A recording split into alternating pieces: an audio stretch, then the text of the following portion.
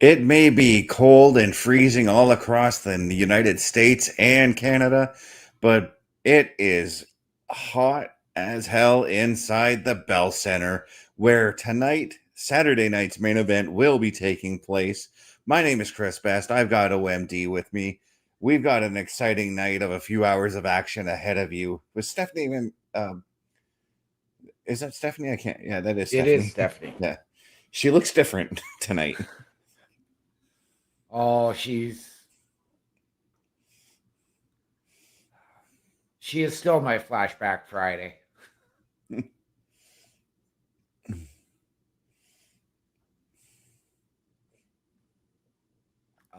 But as she said, her partner Joe Tessitore was stuck at an airport in Detroit. That don't surprise me. No, it does not surprise me either. As I said, this cold front that we're in the middle of is stretching not only just across Canada, but across a good chunk of the US as well. So it doesn't surprise me that flights were grounded or anything like that in this weather that we're in. Not at all.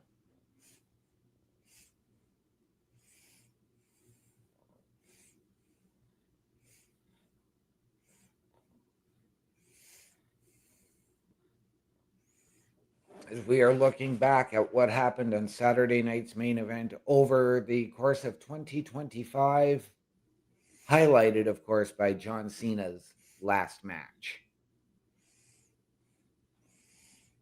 Yeah, and definitely a look at the stars that we can expect this show to make over the next year. Two in particular with Fatu and Trick Williams. Yes.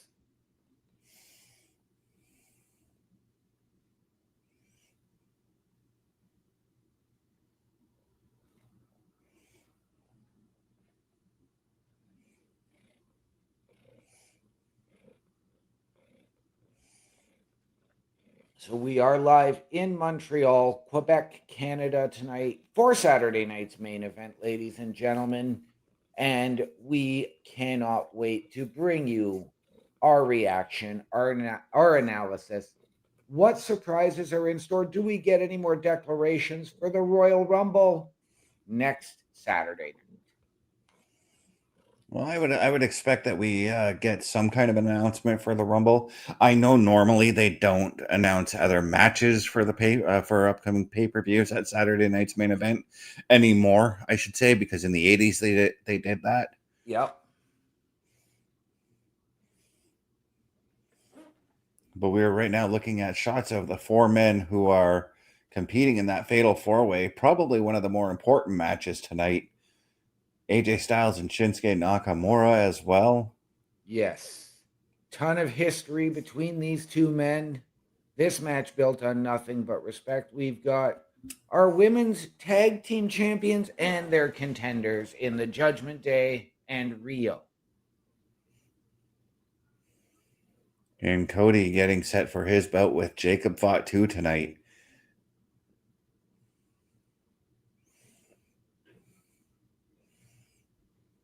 I've got to wonder if this is going to be some sort of a one and done deal between these two men, because Jacob, as he said last night, he wasn't aiming for Cody. He was trying to go after Drew.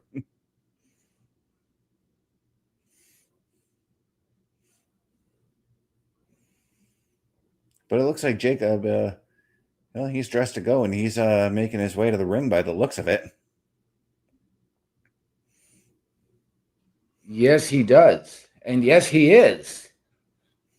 So this was a match that I know you had pegged for the main event. I had it pegged for the semi-main event.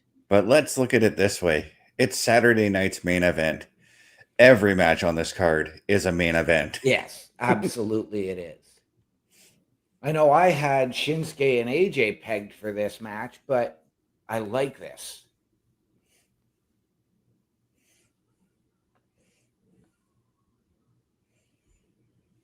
Now, there's also one thing I really appreciate that they're doing with the Saturday night's main event that they've been doing over the last year.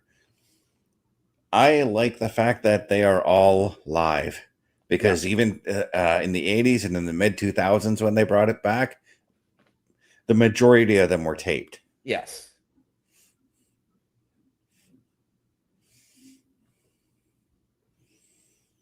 And in the mid 2000s, that was pretty bad if they were taped because sometimes you get spoiled. Yep. Fatu with some new, more, I guess, ominous looking tights.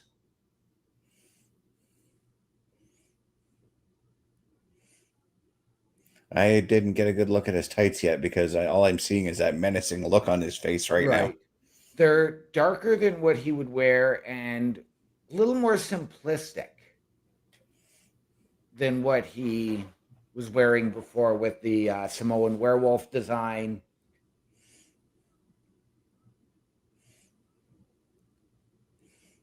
I'm not sure if Jacob's bringing the new attitude or if Cody is bringing the new attitude for this match.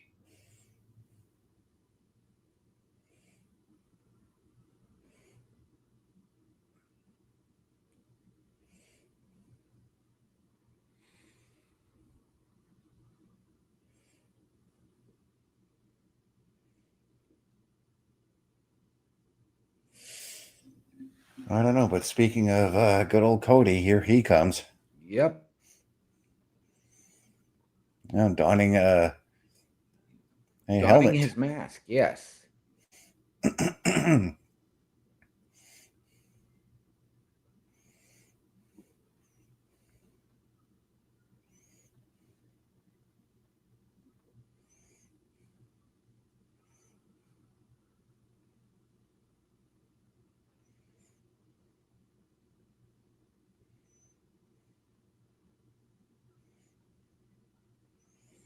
I wish that they would continue just using these smaller entranceways for like all the shows.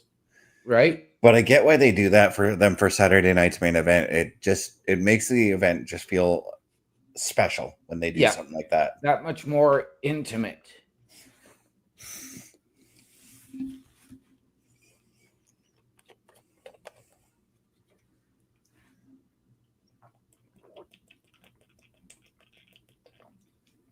Mm. And of course, Jacob Fatu just standing there, not backing down, not getting out of the ring for Cody to finish his entrance.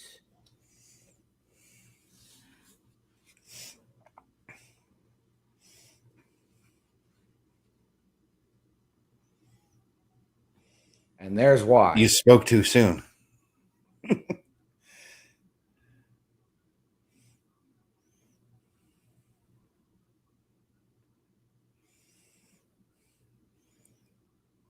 The referee didn't even ring the bell yet, I don't think. No, he did not. Little H, oh, down goes little H.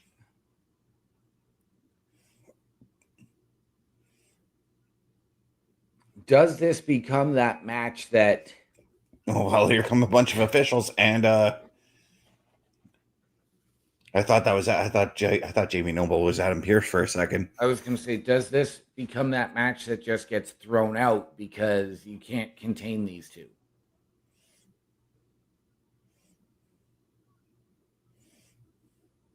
Well, it looks like that's what's going to have to happen right here because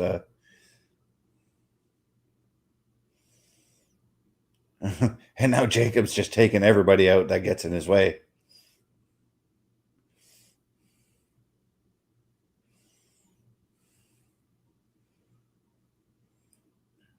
Jacob, man. So impressive with his agility. With his agility. He's scary with that. Yes, he is. I mean, the apple doesn't fall far from the tree because, I mean, Rikishi had a lot of agility. Samu had a lot of agility. Haku did. The Tonga Kid did. Oh, and Cody coming back as Jacob was trying to make his way away from the ring.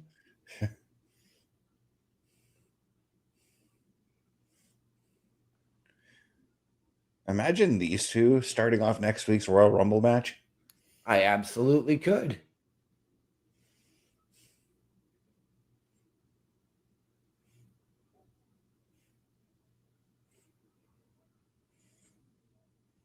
Or do we get these two in a match next week? because we didn't get this match. And I don't know, we put it in a cage.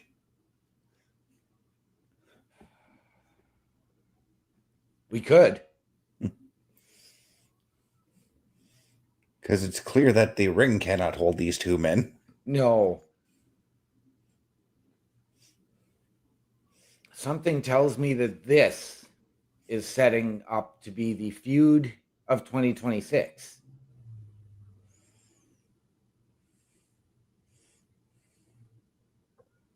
I'm going to withhold judgment on that one because it's still way too early in the year.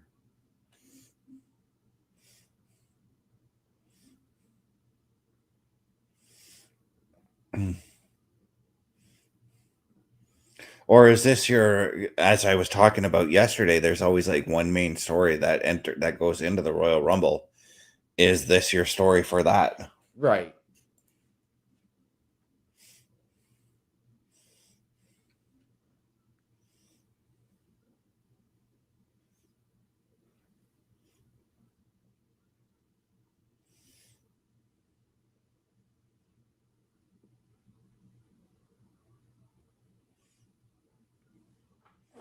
This is two men who can't even get their match started, and they are both shoving off officials.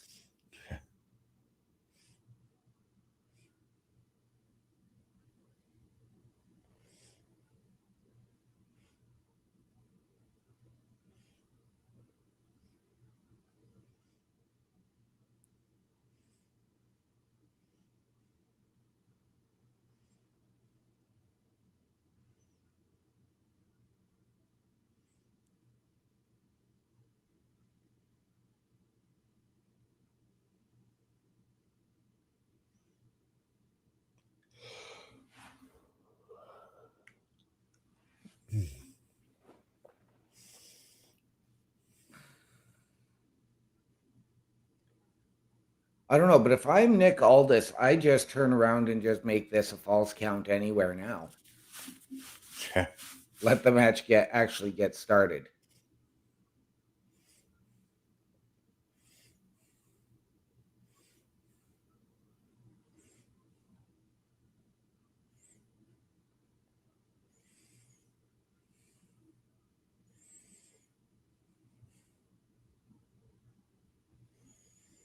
They're going up in the stands. They are. Chaos here to open Saturday night's main event in Montreal.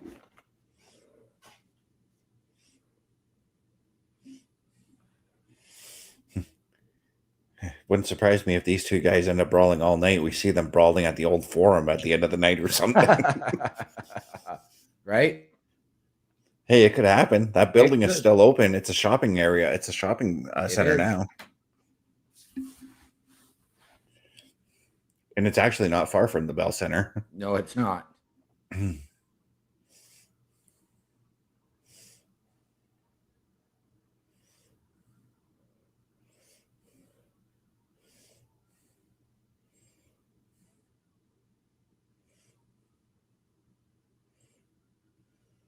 They're going to be brawling into the concession stands.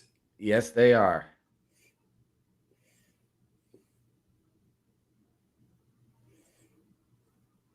And Cody took out like 3 guys with that trash can shot.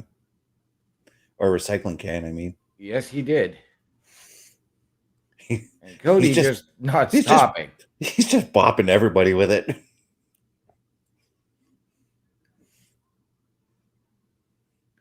Right by the Wall of Fame for the Montreal Canadiens. Right? I knew it was the Wall of Fame because I saw Newsy Lalonde's picture there. And that's a deep grab for the Habs there way back in the day. Yep. He used to play here in the Sioux too, but that's neither here nor there. Because right now, these guys are just brawling in the concession stand. People don't know what the hell to do.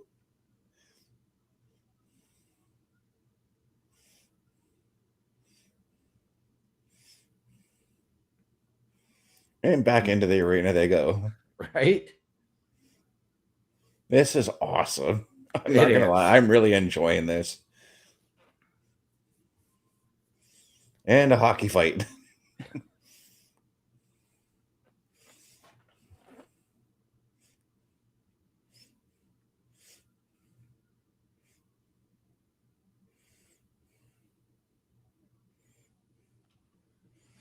See, when Cody was in that best 2 out of 3 falls, and then we had that falls count anywhere segment of the match, this is what I wanted.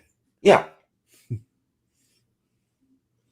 I didn't want them to just brawl at ringside. Like when I hear that a falls count anywhere match is going to happen, take it all over the friggin' building. Right? Well, I mean, I have to say, I envisioned the same thing when Sami Zayn and Kevin Owens fought last year in Toronto at the Elimination Chamber in the unsanctioned match.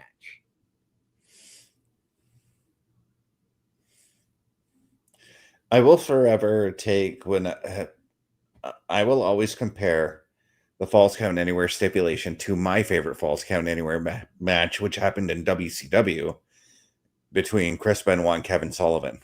Okay. In 95, I think that match happened.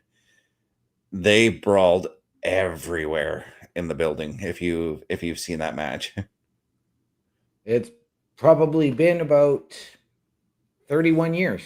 Yeah. Well, that security guard just went for a stage dive. We have Terry and Donna Brick Central's coming in and saying hello. Good evening, good sir. Great to see you, buddy. How's it going? That is, for those that are not in the know, that is our friend the Bulkster. Right. And now we have a Drew McIntyre. Yeah, where the hell did he come from? I don't know. Well, Cody's getting powerbombed through that table. Yeah, there he goes. What happened? I totally missed what happened to Jacob, though. So did I.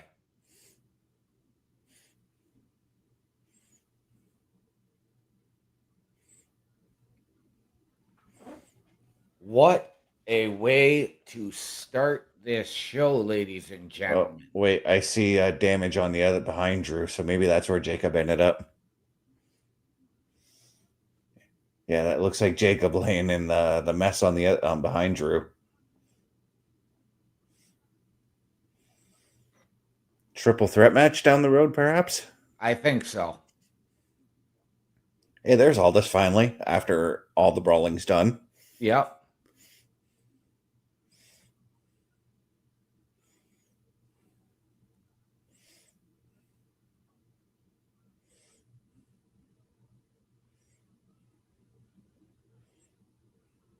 Okay, yeah, Drew threw Fatu through the other table. Yes, Bulkster, it is a very intense start to this show, and we are here for it.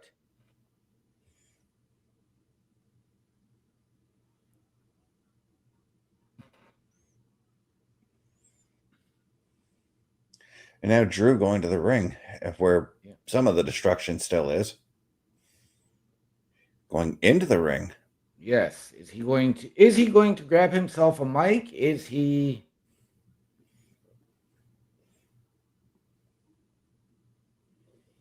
Well, I think because he had to walk by the timekeeper's table, he would have grabbed a mic then.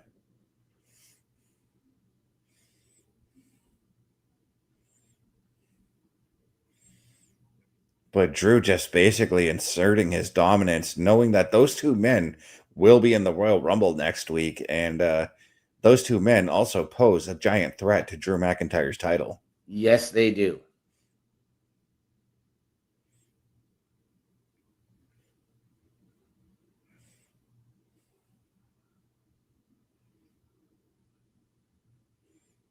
But what an auspicious start, ladies and gentlemen. Absolute chaos unfolding before our very eyes. But if you want some more chaos to unfold in front of your eyes, take a look at this commercial. Turnbuckle Studios and the Turnbuckle Affiliation Program bring you the week of streams. All times are in Eastern Time. Monday nights you get the Locker Room Breakdown at 7 p.m., followed by the Raw Patrol at 8 p.m. Tuesday brings you the flagship show, Turnbuckle Talk, at 8:05 p.m. Wednesday we play games with the PlayStation Showcase at 8 p.m. Thursday we go TNA as we brace for Impact at 9 p.m. On Fridays, join us for the SmackDown Security Detail at 8 p.m. The Weekend brings you Saturday Night Gaming at 8 p.m. On Sunday, be sure to catch the Chris Parrish podcast at 12:15 p.m. And later that night, we have the Boar's Fist at 9 p.m. Be part of the shows and join the chat every day. And please visit turnbucklestudios.org.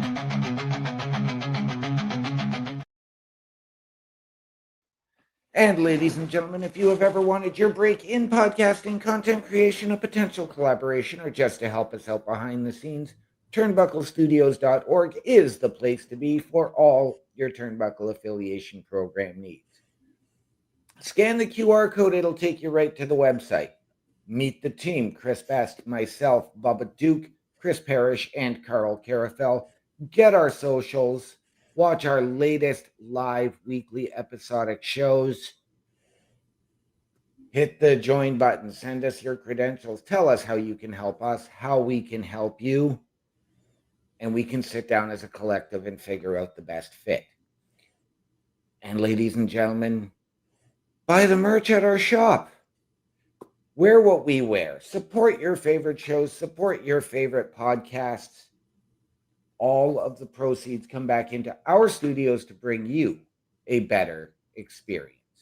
Turnbucklestudios.org, ladies and gentlemen, the place for all your Turnbuckle affiliation program needs.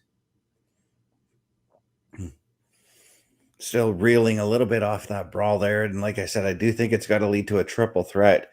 And this show is definitely feels a little more centered around Drew now with what just happened there and with what's going to happen in that fatal four-way later on tonight. Yes. At the same time, though, there's about 30 guys who are going to be watching that fatal four-way match as well. Yes, there are. And then watching that match with whoever wins the fatal four-way and Drew McIntyre next Saturday. And ladies and gentlemen, we remind you that the PLE Patrol will be coming to you next Saturday at the same time, 8 p.m. If you want to stay up till midnight, because it's going to be a 4-hour show. Fine by me. I'm off on Sundays. So Mr. Best show Saturday Night Gaming will be Saturday afternoon gaming. Yep. That weekly calendar we showed you is just what we have going on throughout the week. That does not include our special events like the PLE Patrol. As we're looking at a promo for the Monday Night Wars.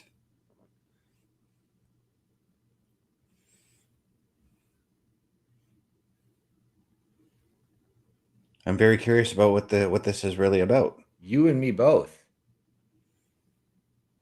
WWE 2K26 Monday Night War Edition. Wow. Wow. Okay, I'm even more sold. Right?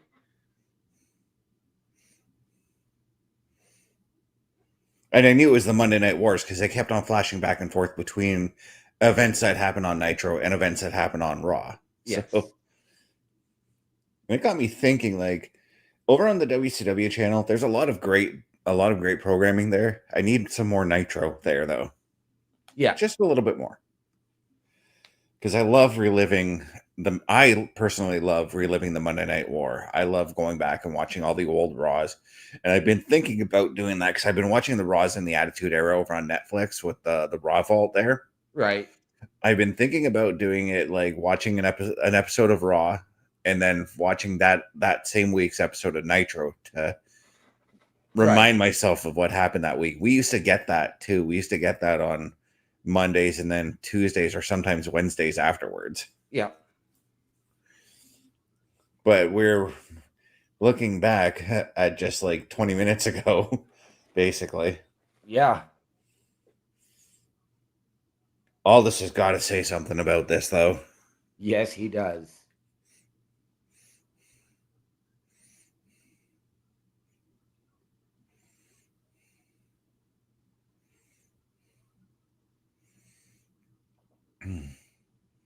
To be honest, though, if I were Drew, I would have stayed out of this and let those two men beat the hell out of each other. Yeah.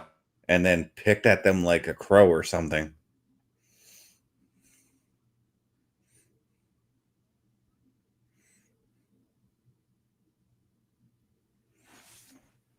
All right.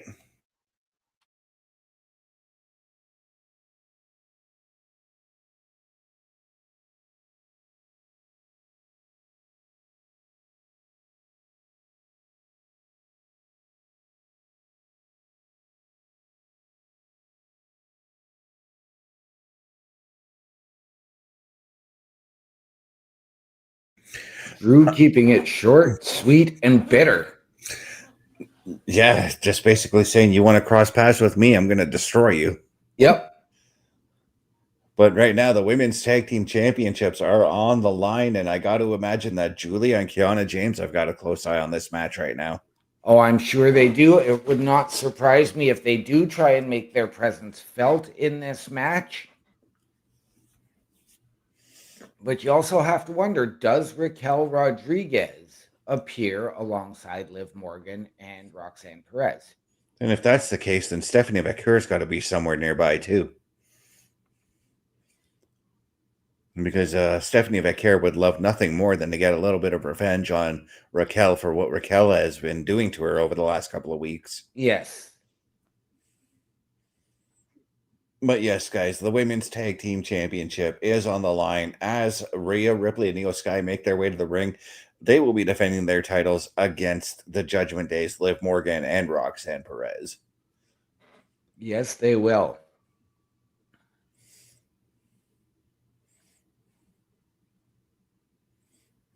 The only thing I don't like about this, and I know enough time has passed, is that it is once again Rhea Ripley feuding with the Judgment Day.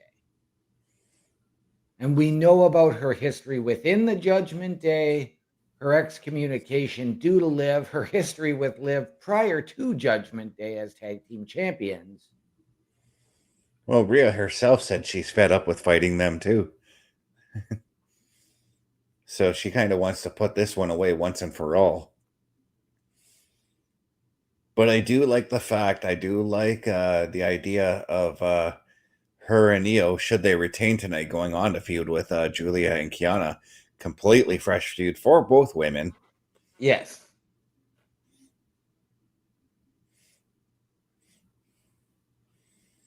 But I can't help but think that even if Liv and Roxanne do lose tonight, Liv and Roxanne will still try to find a way to interject themselves into another championship match. Oh, yeah. Because Liv is just that hungry for the gold, as is Yes. Roxanne. Yes, she is. And Liv, to her credit, did tell the truth when she said she never lost the women's tag team championship.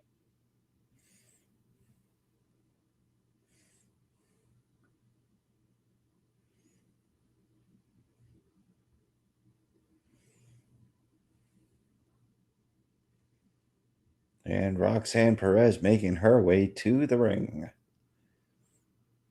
with Liv Morgan.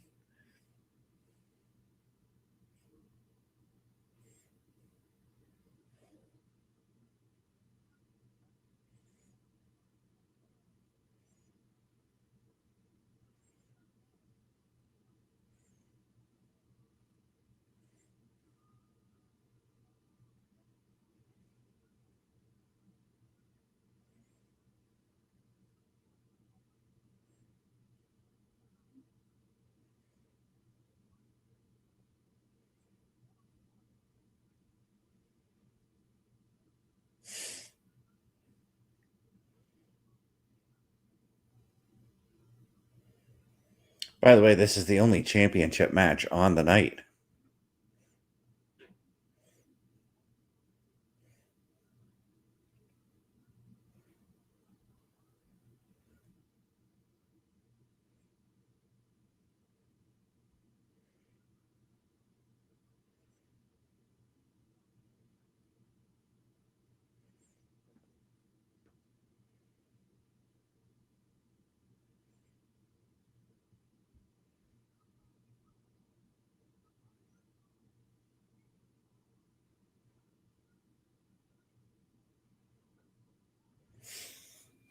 I love that they bring Lillian Garcia out to do these.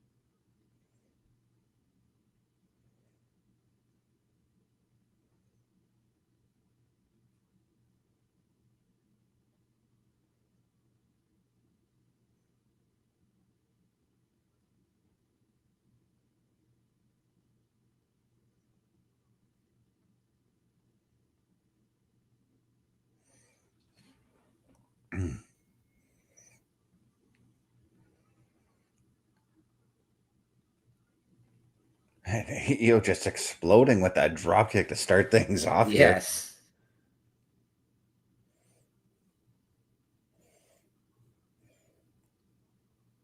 But now Liv's stomping back and hammering back with those fists, raining them down on Io Sky.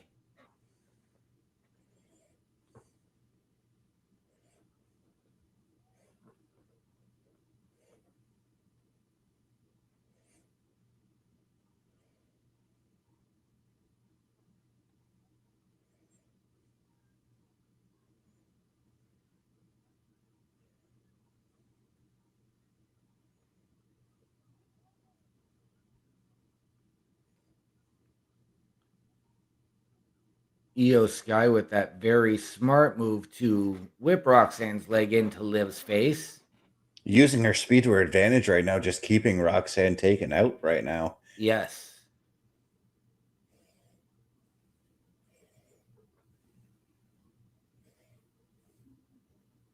Looking to see if Roxanne's got a hold of the apron. Yes, she does. I was looking to see if Roxanne had reached underneath the ring for something, though. No, but it caused enough of a distraction for Liv to pull Io down over the top rope, allowing Roxanne to take control as she uses those windmill fists. And again, with the red, white, and blue ropes tonight, too, by the way. Yes. I am a fan of.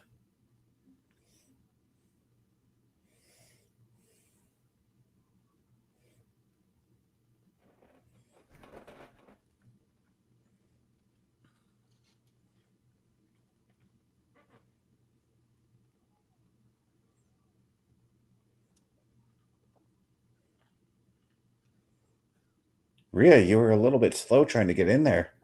Yes.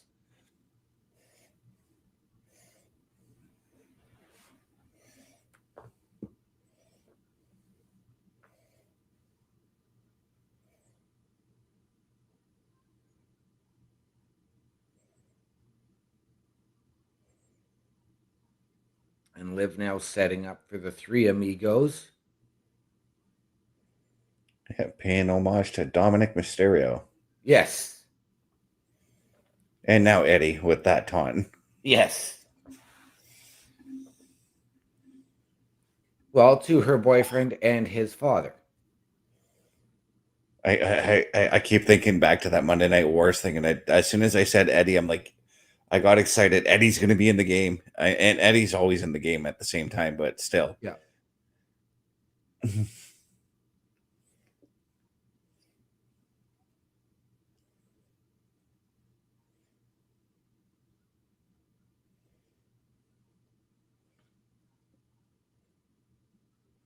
Back to the fluid tagging here for the Judgment Day, and they are doing what you absolutely love, cutting off the ring. It's smart tag team wrestling. As a tag team wrestler, that's what I did. I cut the ring off. Multi-time tag team champion here, so I kind of know my tag team wrestling, you know? It was the thing we did. We cut that corner off and prevented our opponents from tagging out. Sure, Yep. sometimes we messed up and the opponent would get the tag, but it wasn't they received a decent beating before they got that tag. Yes. Roxanne targeted Io's ankle there and trying to prevent that over the moonsault.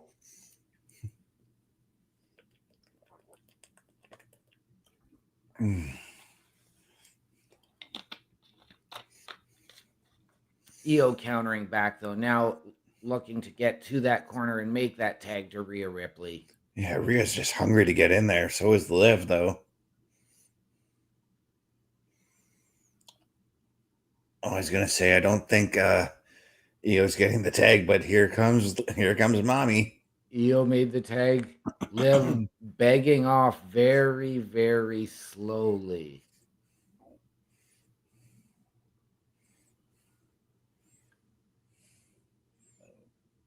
And Rhea doing exactly something else I would do is if I was the one getting the hot tag, I'm not letting go of their short arm clotheslines, short kicks to the all while holding the wrist. Yeah. Yep. preventing the escape, essentially. Referee shouldn't have counted that. Because Liv's shoulder was up the entire time. Yep.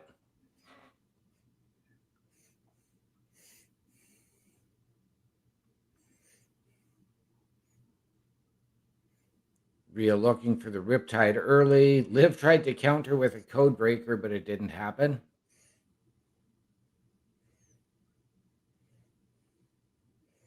I was just going to say, where's Roxanne? But I don't know if it's a smart idea for Roxanne to tag in, but there we have it. Liv tried to provide the distraction, ate that headbutt from Rhea. It was just enough for now, because right now, well, Roxanne is trying to, she was trying to beat up Rhea. Yep. But then a foot to the lips just stopped that. Yep.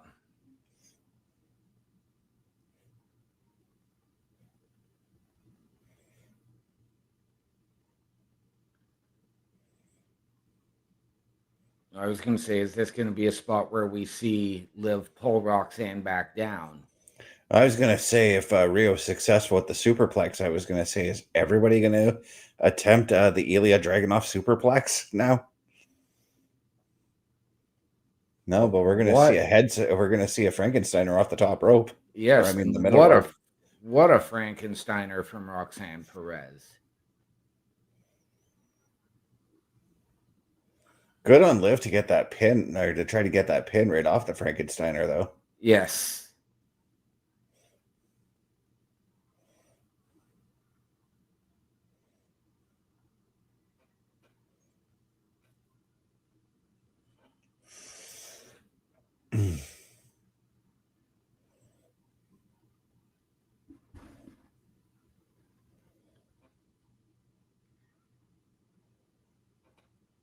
Liv trying to keep the offensive pressure on, but Rhea is able to counter her, and interesting kick there from Rhea.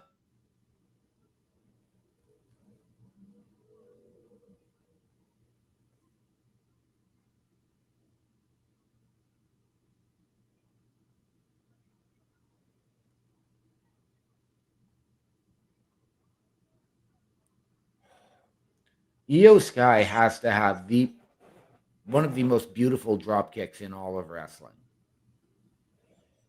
Yeah, in today's day and age, because I still think the best drop kick belongs to Maven, or at least one of them. Yeah. He used to get some pretty good air off his drop kicks, if you remember. And basically a tilt-a-whirl head scissor takeover. I'm pretty sure that's what I've heard Mike Tenay call that once.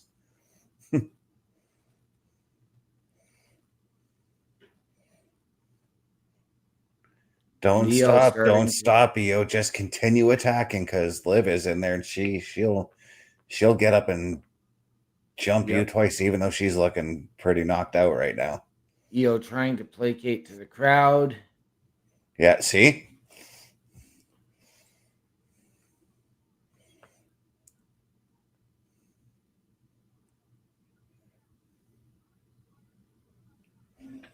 What an innovative pin attempt there for Liv, and I loved it.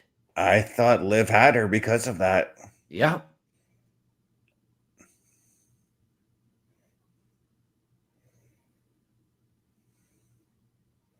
And I know Io likes to get excitable because, I mean, she's just an exciting wrestler regardless. But she is. When you're in a situation where your tag team partner's down and you're defending the championship, don't stop and taunt.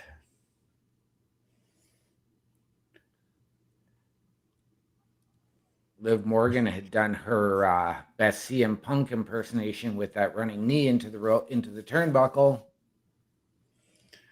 I thought Io caught her with that palm strike. I thought she was going for a choke slam, not gonna lie. Right? Just the way she set it up, because it looked like Big Show used to do that kind of a setup to catch a chokeslam. Same with The Undertaker and Kane. Yep. Oh, Roxanne counters the over the moonsault into Pop Rocks. Oh, that was close. Rhea barely made it.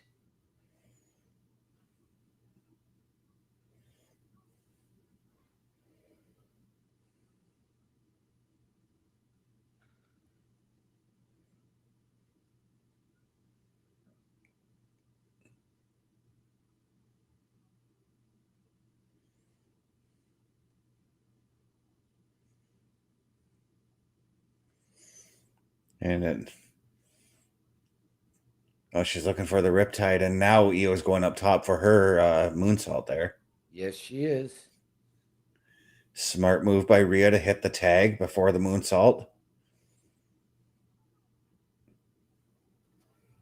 And there's Raquel. Creating that ref bump to take away that 3 count.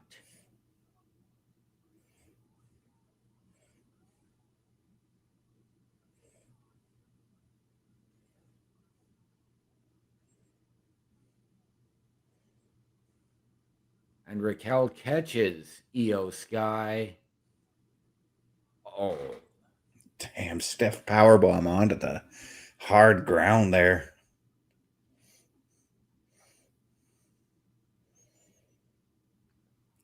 And as you said, here comes Steph Becker. Yeah. I said if Raquel makes her presence felt, Stephanie can't be far behind. And I get not wearing that walking boot. No, she's good to go. It was only a sprained ankle she had anyways. You only wear the boot a couple weeks for that. As someone who constantly gets sprained ankles and actually has a walking boot, I know.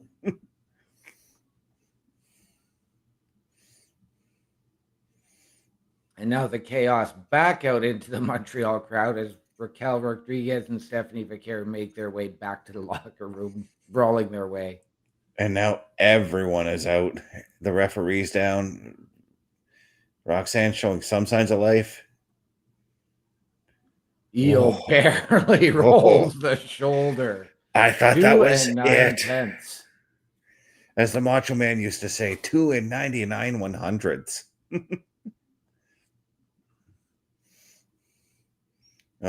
And Liv is kind of fresh. We need Io to like roll outside the ring right now. Oh, Rhea made the tag. Yeah, Rhea got the tag.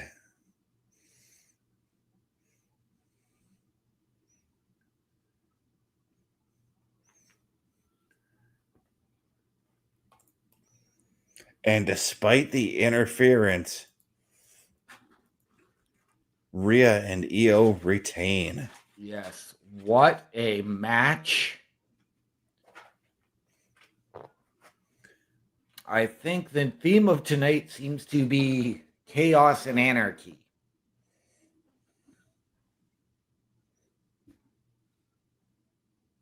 So many near falls both ways. Hats off to the Judgment Day, who could have had the titles on numerous occasions.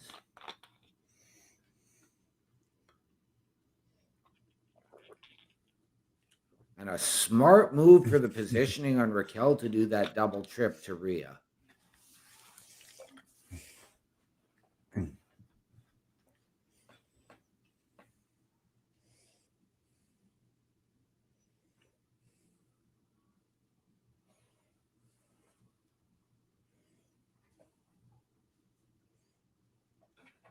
But Raquel showed no fearlessness. She did not back away when Stephanie Becker's music hit, which I applaud. It's one of those rare times that you see the heel stand their ground.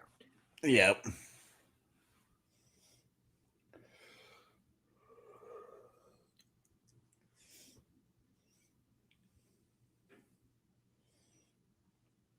I gotta wonder though if this loss is gonna cause some kind of infighting, or is Liv gonna try and regroup the girls and say, hey, we weren't successful, but let's try again.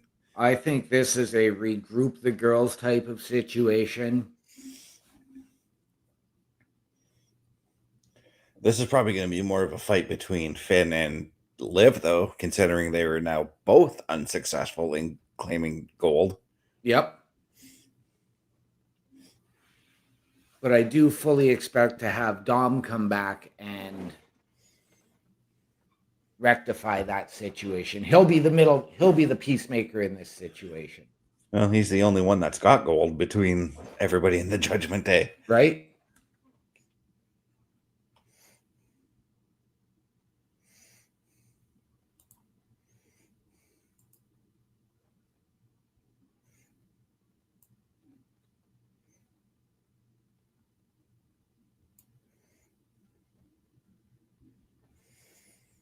But as we're looking at a hype package for AJ Styles, we've got a little bit of a hype package of our own to show.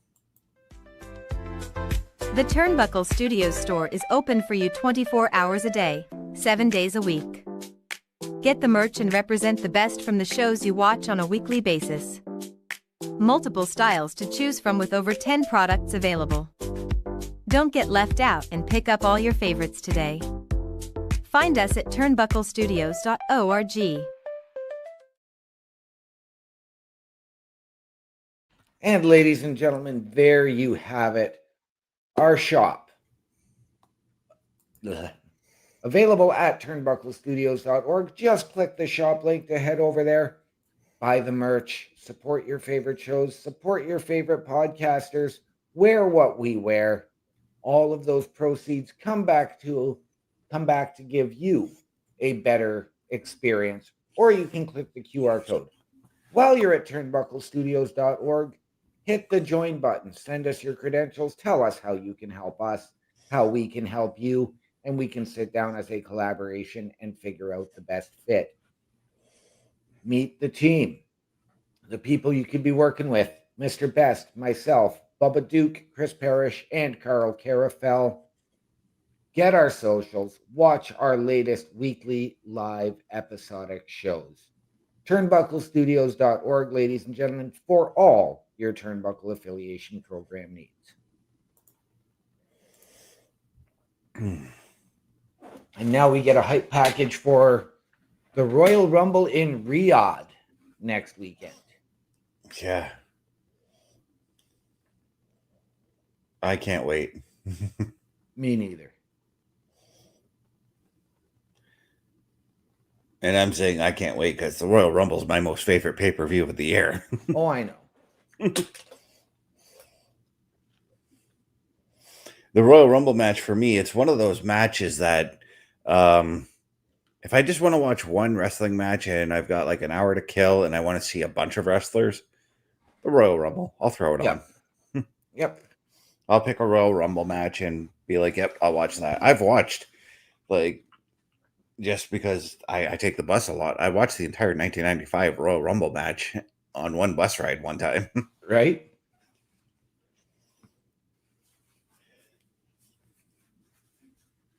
And it's something I used to rent a lot, like as a kid too, because my mindset going into renting wrestling events was rent one that has all the wrestlers on it. So I used to rent like matches or shows like WrestleMania 3, WrestleMania 4, like the back when WrestleMania had like 15 matches on the card. Yeah.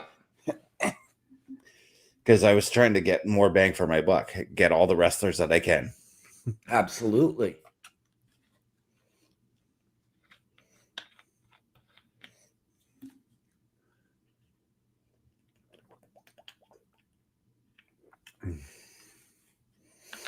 For me, it was never like about, oh, I want to rent this match because I want or this tape because I want to see Hulk Hogan. I wanted to see everybody. See, and that's why, like, I used to do WrestleMania 10. I would rent it every weekend because that is still my favorite WrestleMania, the greatest WrestleMania of all time. And I say that having been to two of them. So I do have bias, but for me, nothing tops WrestleMania 10. I never had to rent WrestleMania 10. As soon as we got pay-per-view capabilities here, every pay-per-view we ordered, I was taping it. I was recording it on a blank VHS tape. Yep. So WrestleMania 10 is in my. I have 2 copies of it now because I do have the WrestleMania Legacy VHS set. But yeah. Plus my original broadcast recording. Yes, I have the WrestleMania 1 to 15 VHS thing. I did have a 5 DVD anthology at one point, which was, I believe, actually 16 to 20. But I don't know what happened to it. I wanted to buy, because you're talking about the anthology DVD box set that came out some years later. They released them in separate books afterwards. I wanted to buy the entire box set. I never got around to it. Right. And I wanted to do the same thing for SummerSlam too. I wanted that and the Royal Rumble anthology. I've got the Royal Rumble anthology. I'm actually looking at it right now. Nice.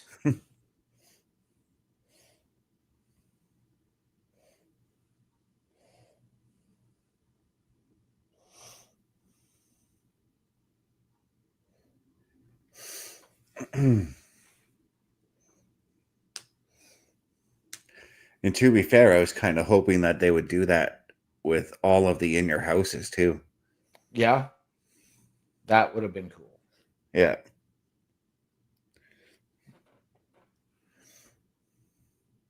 I still remember the introduction to In Your House when JR said, "And King, we're giving away a house." That was McMahon who said that. WrestleMania 11. I know my WrestleMania history because I have that one on tape somewhere too. And I watched that tape, even though it was considered it's one of the worst WrestleManias. I watched that tape pretty faithfully.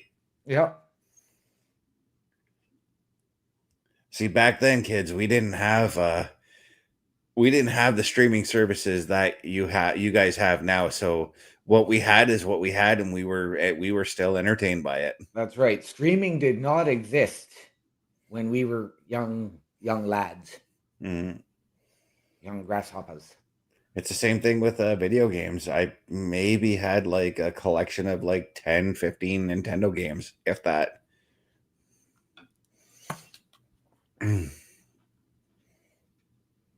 I'd still go to like every so often, every couple weeks, we'd go to Blockbuster and rent a game. Yep. But here comes AJ Styles for his match with Shinsuke Nakamura. And when it came to renting games, by the way, until I actually got a copy of it, I rented Royal Rumble on Super Nintendo like every weekend.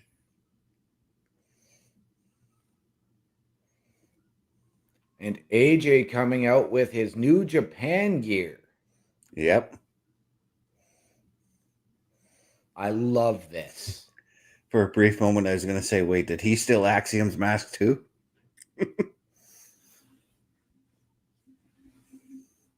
But no, yeah, he is. He does have his New Japan stuff on.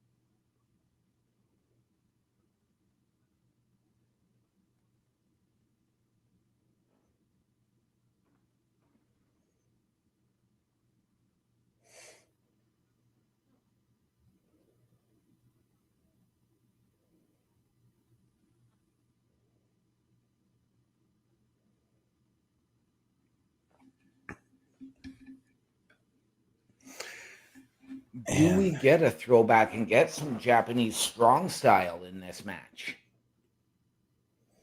Well, There is one man who can do that, and that's the man making his way to the ring right now.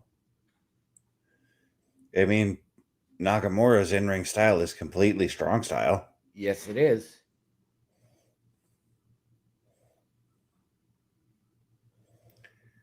And we talk about throwbacks. Nakamura is wearing one of his throwbacks right now as well. Yes, he is. One of his outfits that he considers a tribute to Michael Jackson, as he is a fan of Michael's music. Yes, he is.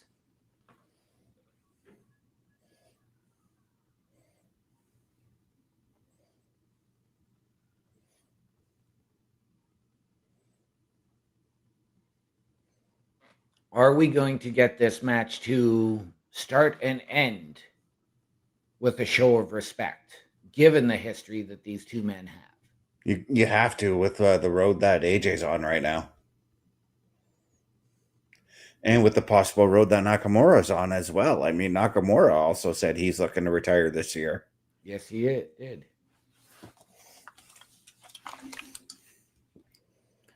I don't really want Nakamura to retire, but no, that's just me, because Nakamura will forever and always be one of my most favorite Japanese wrestlers ever.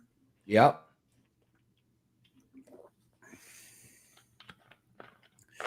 I, for one, would like to see Nakamura get one more a run with with a heavyweight title. You and me both. I say A because you can put him on Raw and have him.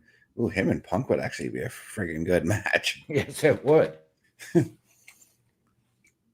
him on Raw, have him go after the world heavyweight. Put him up against Drew. Him and Drew would actually be a great match to watch too. And Yes, I'm pretty sure they've wrestled each other before. I believe they have.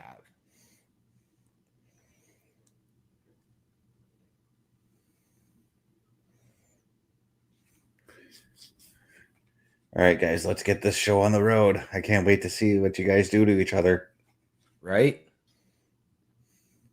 Been looking forward to this match for the better part of 24 hours.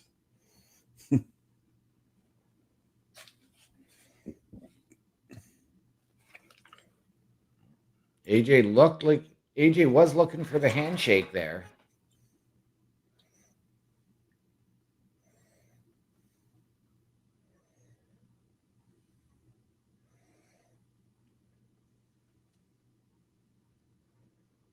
Nakamura into the side headlock.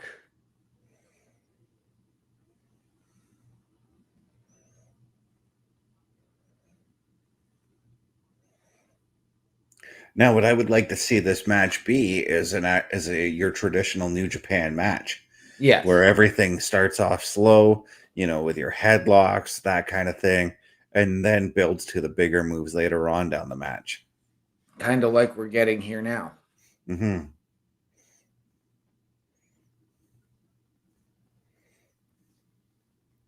Now, we did just see last night Tama Tonga and Solo Sikoa of the MFT capture the tag team titles, but we do know that Tama Tonga and Shinsuke have been having some conversations recently in Japanese. Does Tama Tonga play a factor in this for Shinsuke? I don't want to see him at all anywhere near the ring in this matchup. I need these two to have just a crisp, clean one-on-one match. Plus, we already had two matches that had some sort of or two segments, I should say, that had some sort of chaos to it. Yes. And the main event tonight, the Fatal 4-Way, is going to be chaos itself. It'd be nice to have at least one match on this show where it's just straight up, these two are going to have a match. No Gunther showing up, no Tama Tonga, none of that, Right.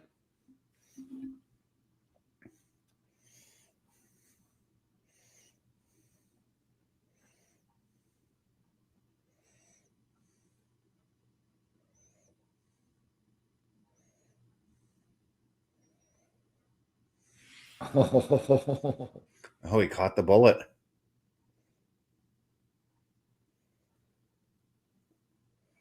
That was shades of the Bullet Club, and of course Nakamura doing his come on. Yep. And that's just it. These two men know each other better than anyone, man. Oh, yeah. Maybe Frankie Kazarian and AJ Styles. Maybe Christopher Daniels and AJ Styles. Yep.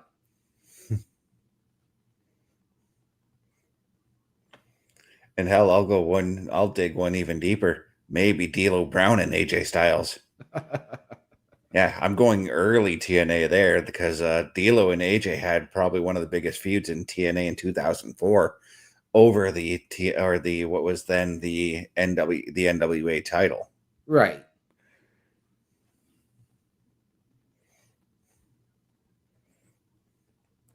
And during that time, also in 2004, when they actually moved to the Impact Zone, Shinsuke Nakamura came over and wrestled in TNA for a little bit for his excursion. Yes, he did.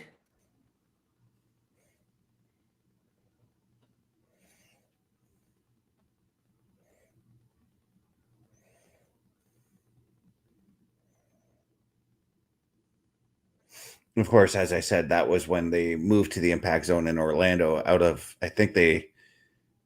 Nashville, because they started in Alabama, went to Nashville, then Orlando.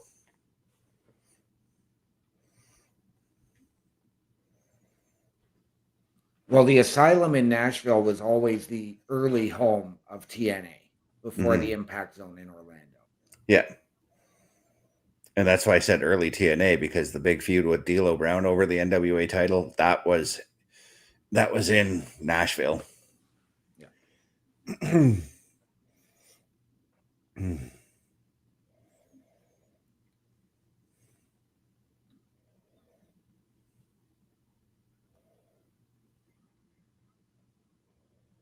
That beautiful, crisp knee strike.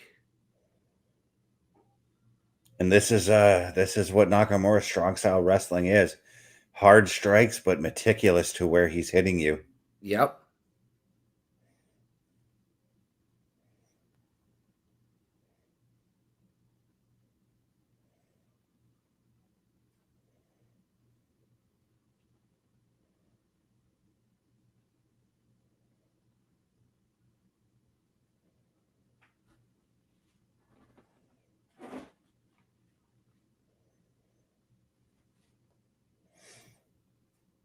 And Nakamura playing it smart, keeping on top of AJ, not giving AJ any distance, keeping it close so that AJ does not take to the air. AJ doesn't use the ropes to his advantage. Yeah. Any of that sort of thing. And this is what Nakamura has to do in a match against like AJ. Oh, yes, he does.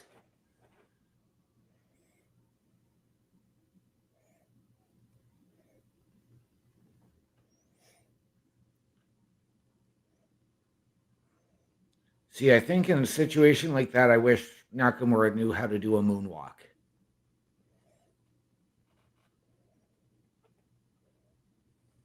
AJ's starting to fight back, and what a clothesline. And that running forearm of his just... All right, now, AJ, what are you looking to do? Stinger splash. Which, I'm going to say this because I know Stinger was great at throwing those splashes, but they always look like clotheslines to me sometimes. Except for the times when Sting would actually grab the top rope and then thrust his body in on the splash.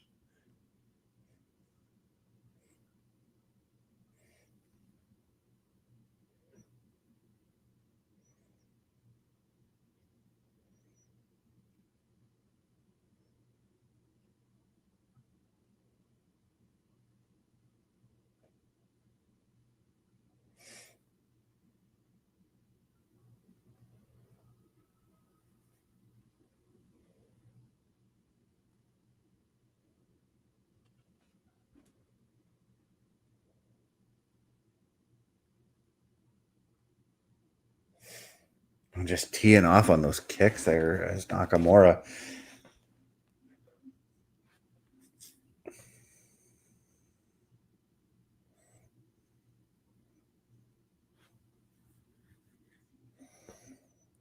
Now, we all know, obviously, what's next for AJ, and that's next weekend against Gunther.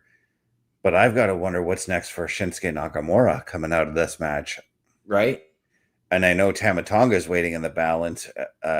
I've got to imagine I got to imagine Nakamura gets another shot at the United States title too. Yeah, I was gonna say it's got to be Mello, Tamatonga. Dragunov might be in that picture. Yep. The Miz is now in that picture. Does Shinsuke put his sights on maybe the MFTs? Yeah, that's the other thing too, because Tama, like we saw last night, him and Solo won the tag team titles. Nakamura if Nakamura wants to go after Tama Tonga, he may need to find himself a tag team partner to go after the tag gold. Yep.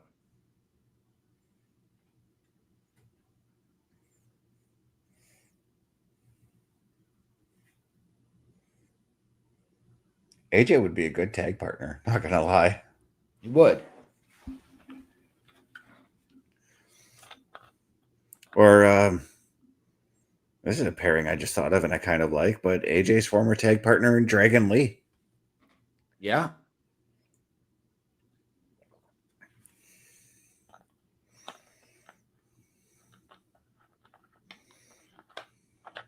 I'm going to do a little bit of foreshadowing here. We saw AJ Styles open up the premiere of TNA on AMC a couple of weeks ago. Yeah. If AJ loses to Gunther next week and his career is over, does he still have the opportunity to potentially go and work in TNA and get one last run to truly retire where it all began? See, that's what leads me to think that AJ's winning the match next weekend so that he can still have that run. Okay. I mean, I believe AJ's winning next weekend as well. Mm-hmm. Because what is it? Gunther's got one on him already. AJ gets the other one. And then maybe we get match number 3 at WrestleMania between them two or something like that. Yeah.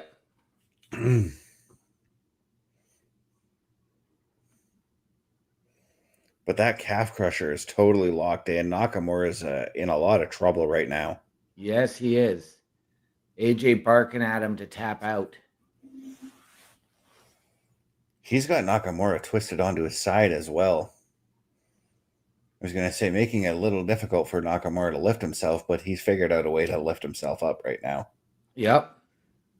He's just got to figure out a way to get out of the calf crusher.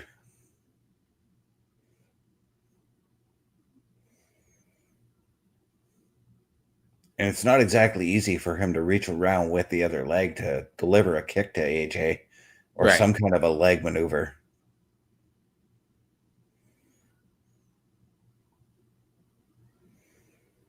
But letting go, that'll do it. And right into that. Oh, AJ able to block the armbar from Nakamura.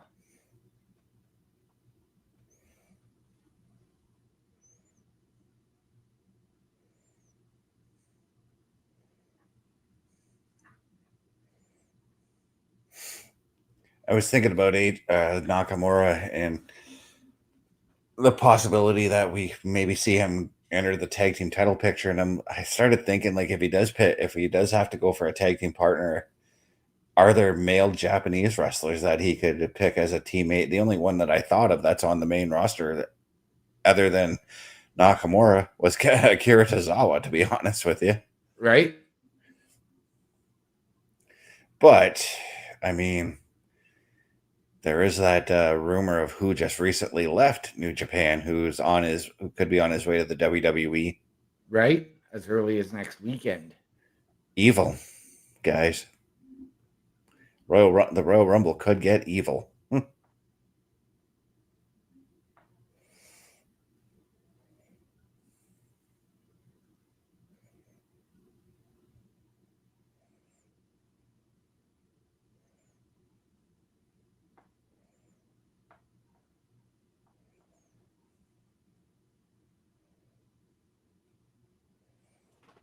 I love those overhead shots of the ring. Right.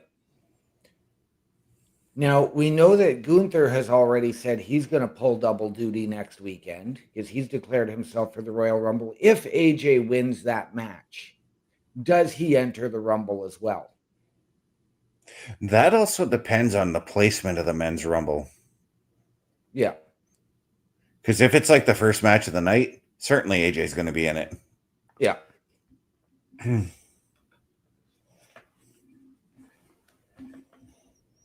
And to put this into perspective, over the last few years, the first match has been a Rumble match over the last couple of years. Yes.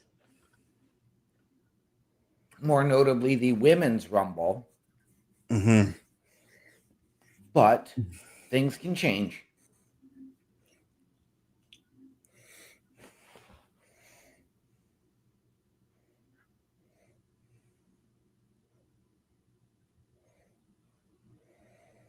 Nakamura looking for the Kinshasa.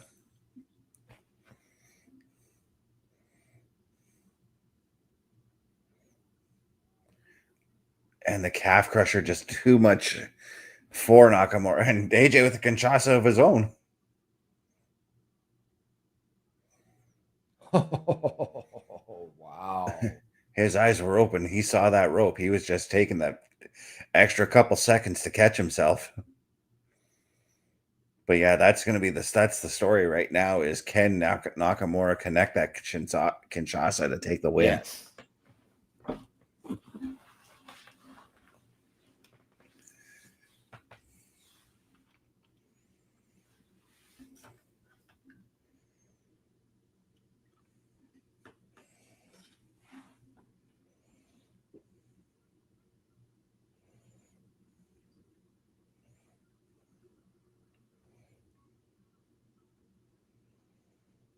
There's that spin out power bomb.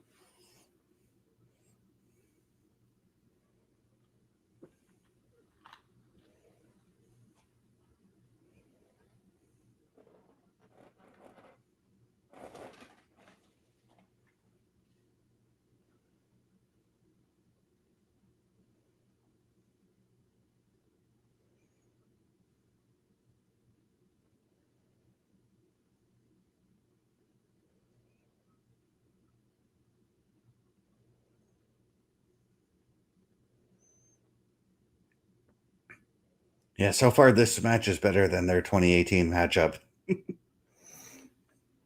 And I'm not knocking that entire match per se. It's just that finish. I hated it. Yeah.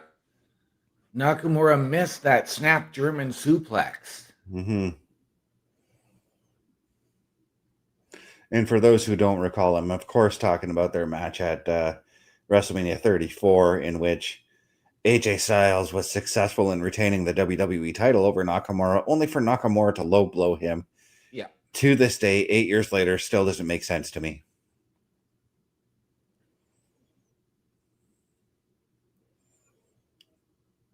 AJ was looking for a phenomenal forearm, but now he's up in a fireman's carry and into a Michinoku driver. Thought Nakamura had him. I thought I saw a 3 count there. You and me both.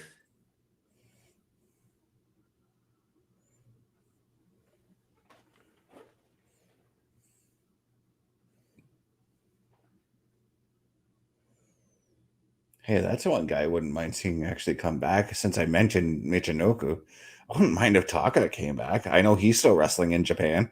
He is.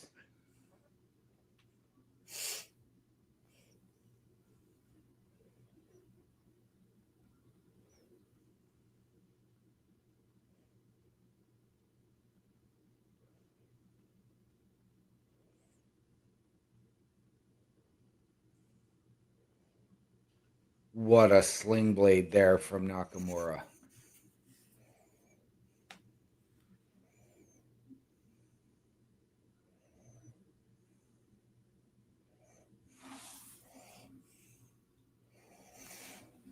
On the Pele kick from AJ, both men are down now. Yes, that's the second Pele kick from AJ in this match.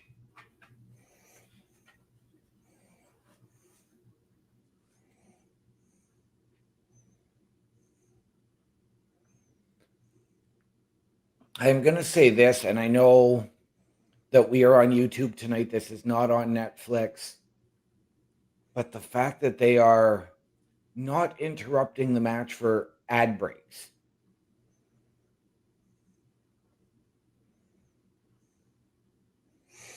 Yeah, but it's if you watch it later on, you'll see the ad breaks if you don't have premium. I watch a lot of live stuff on here, and if you're a if you're a monetized channel, you can add ad breaks during your live stream. But WWE's playing it smart and not monetizing this right now. Right. Plus, I mean, it's still on Peacock in the States. Yep. So they're getting ads. We're not. Yep. So advertisers are still being paid regardless.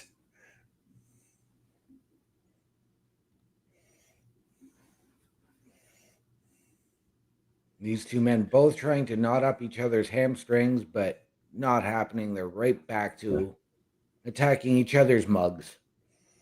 Yeah, trading blows. But going back, oh, okay, I see what you're doing, Nakamura. I was like, whoa, whoa, whoa, what the heck happened there? He's looking for that armbar again.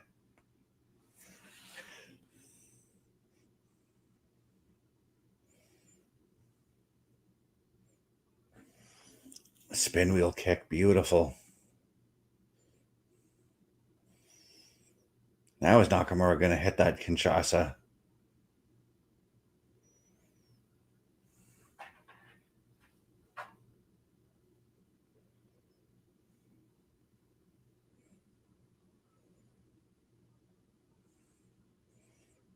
No, Styles Clash coming up. Yep. Nope. See what I mean by these men know each other? And there's the Kinshasa. But again, both men are down.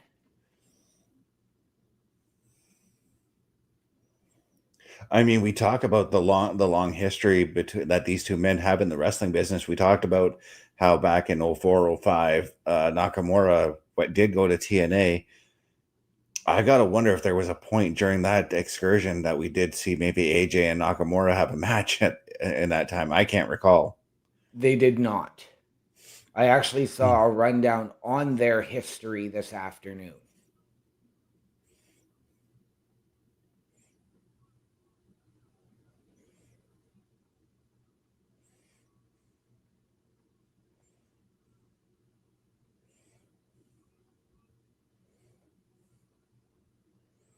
And there's the phenomenal forearm. Looking for that. Yeah, he's got the Styles Clash. It's locked in. And he was standing on Shinsuke's wrist there. I don't know if you saw that. But AJ has just taken the win. Yes, he has. What a match. Right? I know you got a lot of like quietness for me because it's just every time I see these two in the ring, I'm like enthralled. That's all I can say about that is enthralled. I've got to ask, when were you quiet during this match? I was trying to find my words.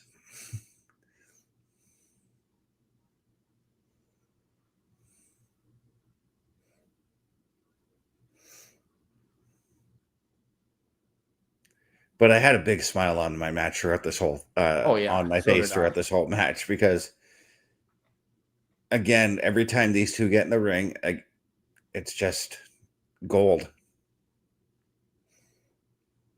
Now, do I think that this match stacks up to the Wrestle Kingdom 9 match? No, because that's still their best match. I highly recommend anybody who hasn't seen that match, go back and watch that match. There's the sign of respect from both men.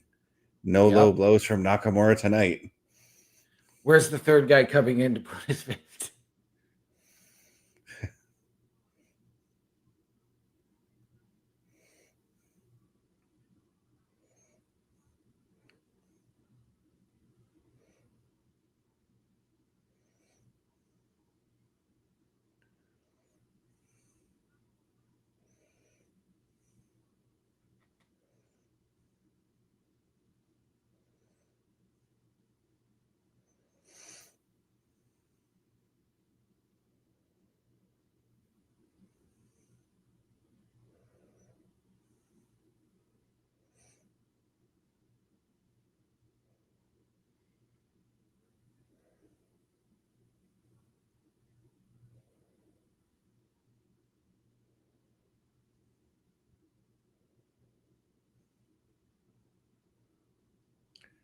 This does feel like the retirement tour for AJ, but I still think he's going to take that win next week because it feels more like when Ric Flair had the retirement tour back in 08, where he was wrestling some of the up-and-comer guys. Like he wrestled Kennedy, he wrestled MVP around that time. Yeah. He was still winning the matches, but he was putting them over at the same time.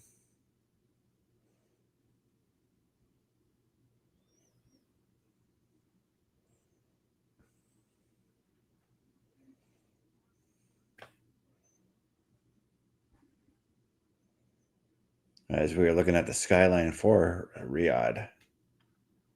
Yes, we are.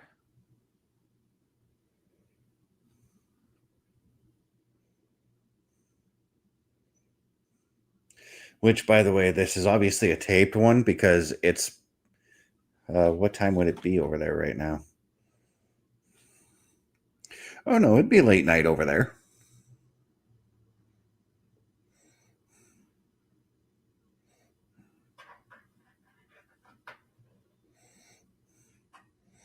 $5:30 in the morning.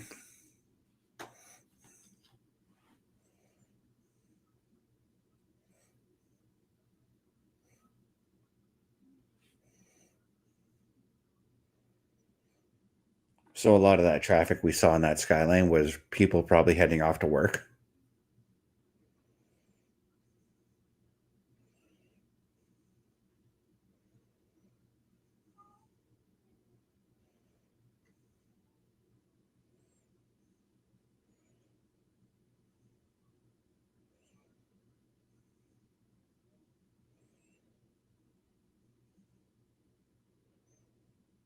I have to admit, I'm loving the graphic for it.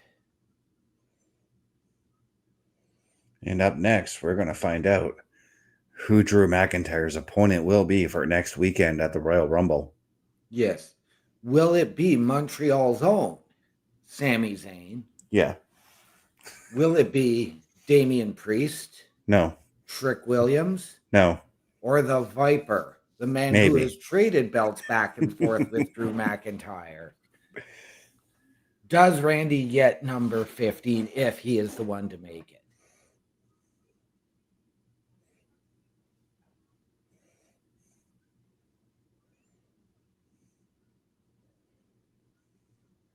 And if Randy does get it and he makes it to number 15, if I'm Randy, I'm going to be like, you know what? I'm going to go and tie John Cena's record. Well, you know what? For a long time, I said Randy Orton deserved to be the guy to break it.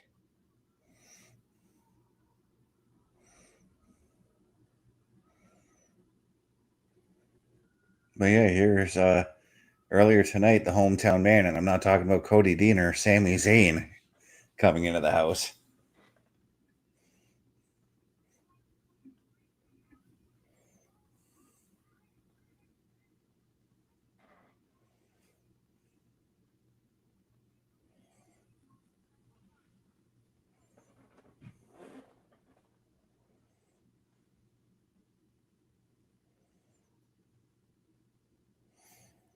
And now we look at Las Vegas at the home of WrestleMania.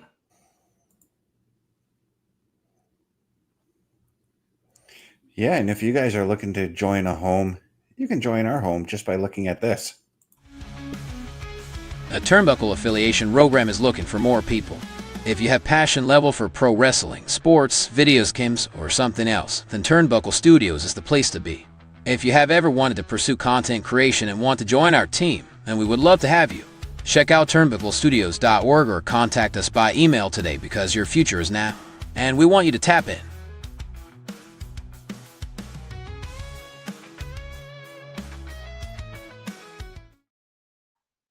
And ladies and gentlemen, once again, the home for all your Turnbuckle affiliation program needs is turnbucklestudios.org, where you can meet the team you can work with.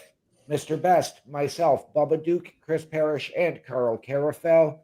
Get our socials, even though you've been staring at them all night on the screen. Under the host section, watch our latest weekly live episodic shows. hit the join button, send us your credentials, tell us how you can help us, how we can help you, and we will sit down as a collective and figure out the right fit. Lastly, ladies and gentlemen, head on over to the shop, buy the merch, support your favorite shows, support your favorite podcasters, wear what we wear.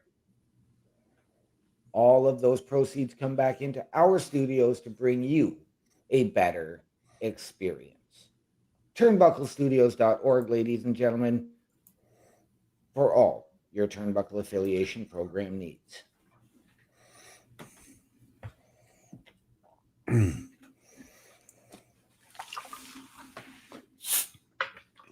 Yeah. What a night of action this has been. This is one thing I've been saying this for the Saturday night's main event crowd who watch on YouTube. I don't want to stare at these commercial break in progress things. I don't want to stare at the we'll be right back screens on Netflix. Why not give us like additional interviews or something like that? It's these moments here, like tonight, where we could have maybe used some of our smaller guys to come in and announce their intention for the Royal Rumble. Like maybe have Otis come in and say he's going to be in the Royal Rumble or something like that. Right? Or you could even to build to the Rumble. You remember those like quick little snippet interviews they used to do before the Royal Rumble back in the 90s? Yep. Throw up one of those for us to watch. I actually wish that they would continue doing those because I liked those. Right? Those little snippet interviews could make you believe that Doink the Clown could win the Royal Rumble.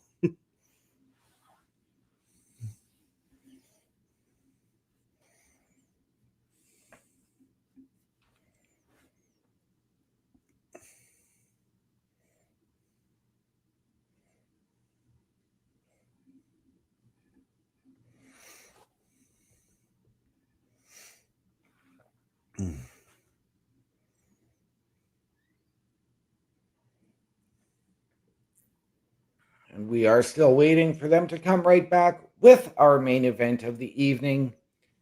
So far, we've seen a lot of chaos and anarchy. To this point, of course, the match of the night does go to AJ and Shinsuke. Yeah.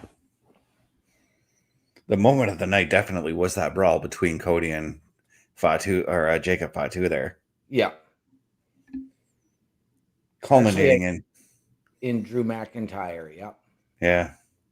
I was going to say that the Drew McIntyre throwing Jacob down and then power bombing Cody after the low blow. I think that is the moment.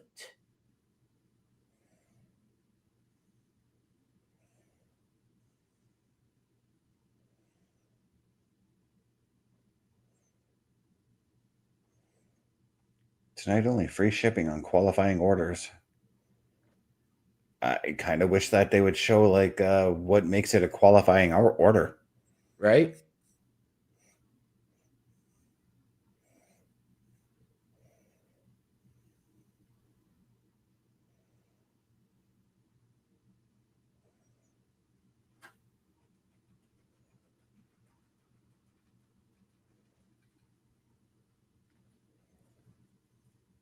As Randy Orton's music has hit and the strains of Rev Theory and Rich Liuzzi's vocals, Randy Orton makes his way to the ring.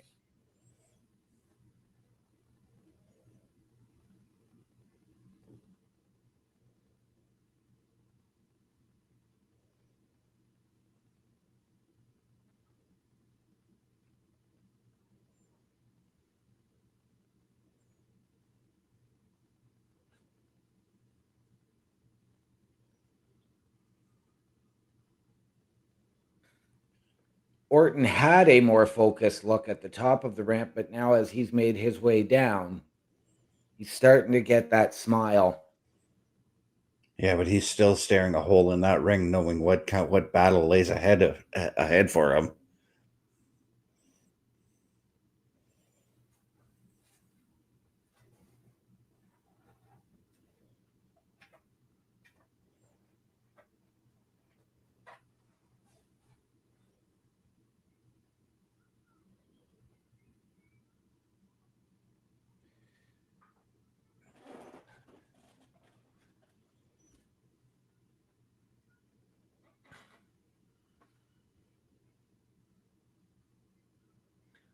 I think that tonight, instead of Sami Zayn being in this match, he should have had a matchup with El Grande Americano and him come out as El Habitant.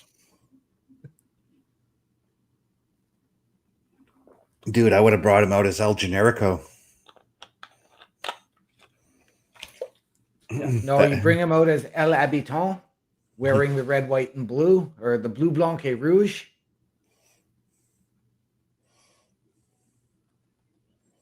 He's probably going to still wear those colors anyways. He was wearing them earlier. Yep.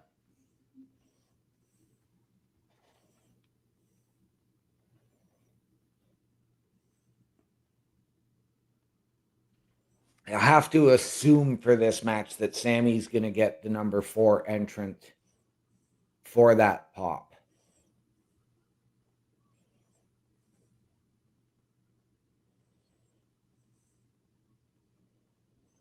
Now, if it were heel Sami to be a total dick, I'd come out wearing Boston Bruins jerseys if Sami was heel. Don't do the Bruins, you do the Leafs.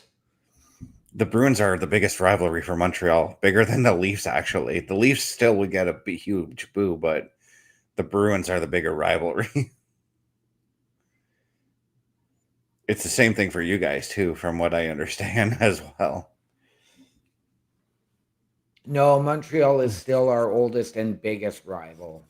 Mm-hmm. Boston's just really, really closing in because of all of our playoff misfortune. Yeah, I was going to say they consistently take you guys out of the playoffs just as they do to us.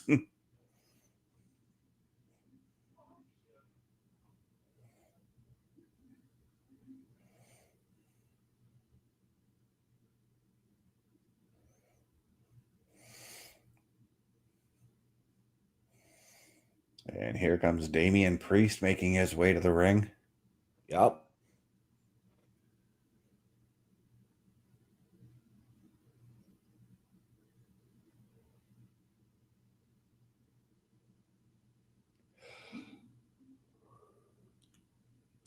Oh, excuse me.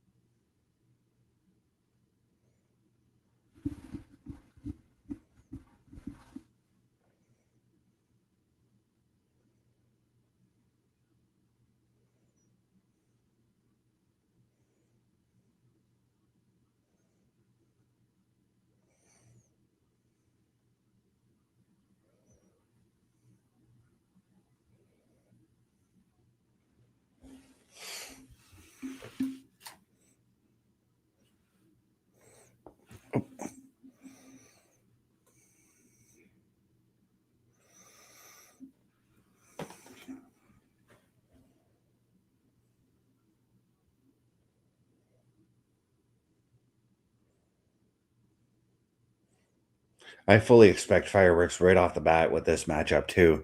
Oh yeah, based off everything that ended SmackDown and started SmackDown yesterday as well. Yes, and with everything that Trick has been doing to get under the skin of Randy Orton and Damian Priest and Sami Zayn as of last night.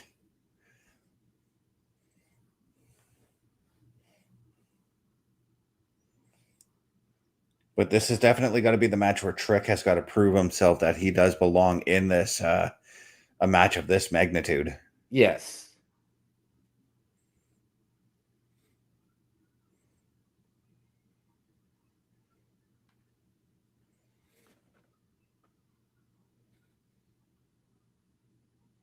At the top of the ramp, Trick was really difficult to see under all that lighting. Okay.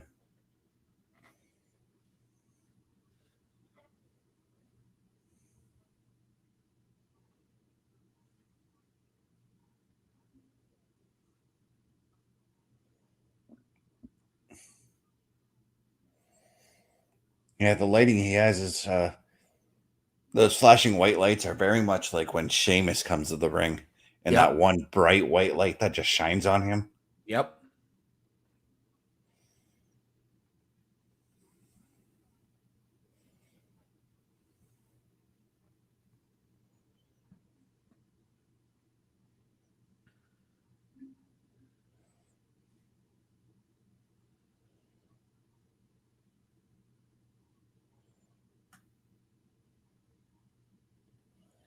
So does this match have to be Trick Williams' Star Maker match, or does that come at a later time?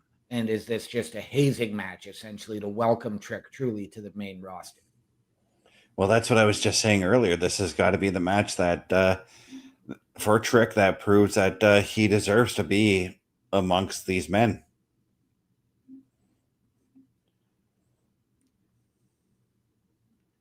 Oh, no bleu blanc et rouge for Sami right now.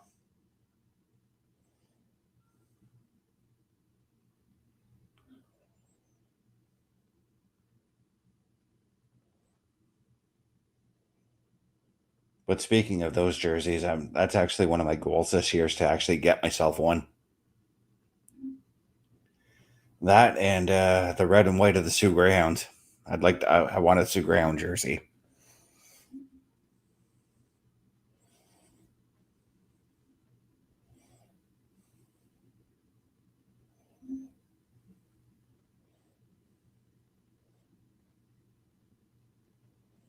This crowd is just going insane for Sami Zayn.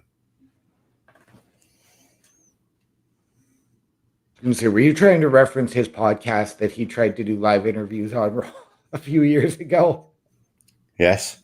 I sort of wish he would have continued with that as an actual podcast. Right?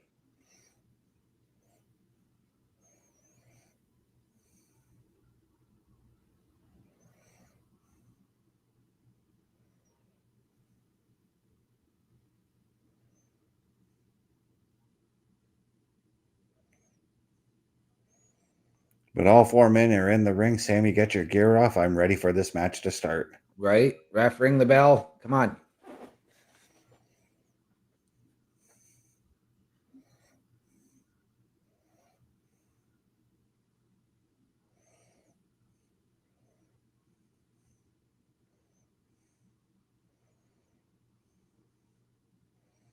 Trick, see, ref, got to ring the bell because they're getting in each other's face. Just ring the bell and let them fight. Yep. Well, Randy and Damian are doing the smart thing, sitting back. It's Trick that's getting jumpy. Yeah, that's what I said. Ref, ring the bell so they can deck Trick Williams. There we go. The bell is rung and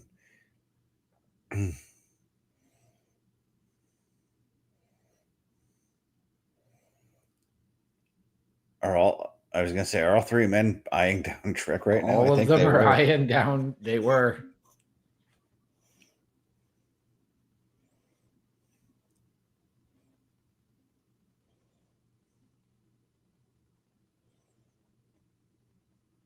Now all four men absorbing the ole ole ole chants, which is a very synonymous chant in this building, as it is also the big chant for the Montreal Canadiens. Yes, it is. Oh, and smart move by Trick. Back out. Oh, Randy. Oh. Randy tried to go for the RKO. Yes, and Sami putting Damian Priest over the top rope.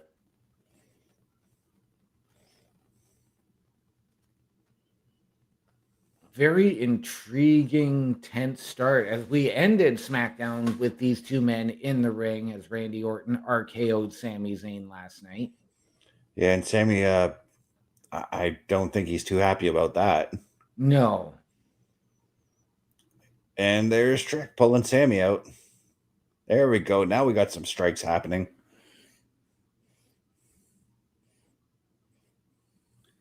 And Randy with the uppercut to Trick. Yeah, those old school European uppercuts. I guarantee you one William Regal showed him how to do that. And Priest flying in from the other side of the ring.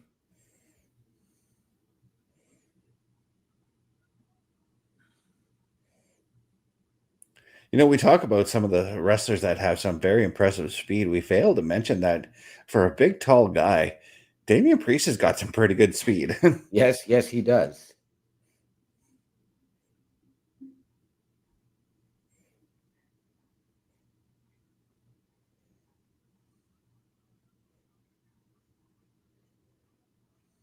Oh, I love it from Randy. Yeah, the old poke to the eye. Yep.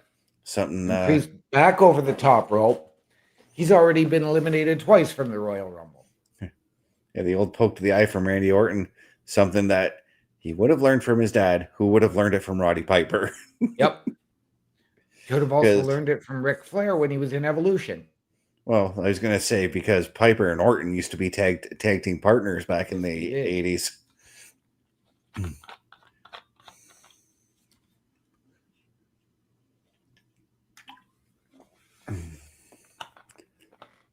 So I can guarantee you, as a child, Orton was hanging around Piper a lot. Oh, yeah.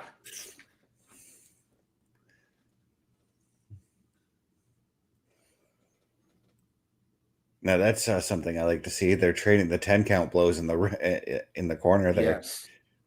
And I love that move has come back too. I like, again, I'm going to say this again, but I love that we're seeing a lot of these old maneuvers come back, these old tactics like the thumb to the eye, the 10 count in the corner, or the 10 punch in the corner.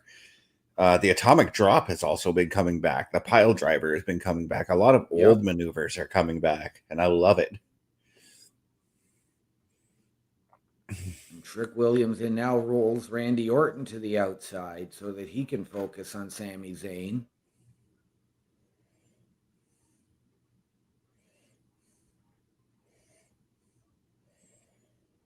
But yeah, as a Trick is taunting there, and he's got two other guys who are still kind of fresh on the outside. I say kind of because I know Damian's been knocked kind of silly, and as has Orton. Yep. What a shoulder block there from Trick. And then targets Damian Priest to keep him on the outside.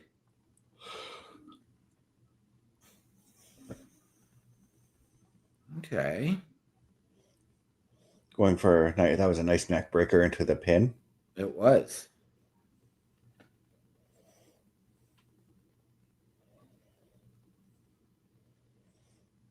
But again, just as I said last night when we were watching Trick in action, the way he moves about the ring, it's very reminiscent of Booker T.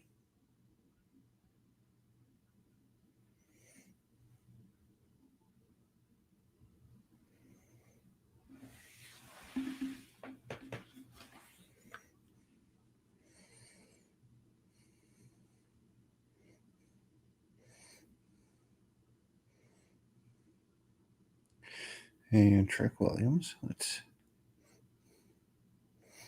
I'm very curious as to where Trick trained now. So not with Booker T's promotion. No, I believe Trick actually came up as part of the NIL program. No, he trained with CZW, which that sounds weird to me. Knox Academy, which is Rikishi's promotion. Okay. And at the Performance Center.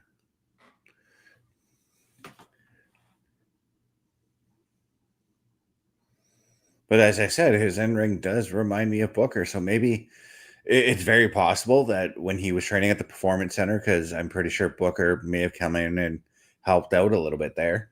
Yep.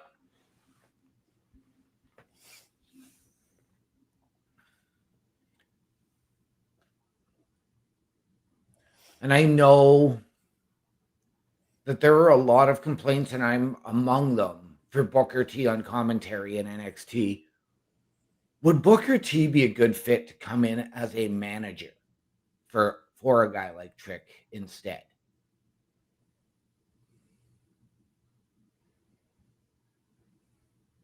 I'm not really certain on that one. But what I am certain is that Power Slam was just hit by Randy Orton. Randy Orton's now cleaning house in this ring like he's just taking a hot tag. That Power Slam is just so beautiful. Right? And back over the top goes Trick Williams, who was just eliminated from the Royal Rumble.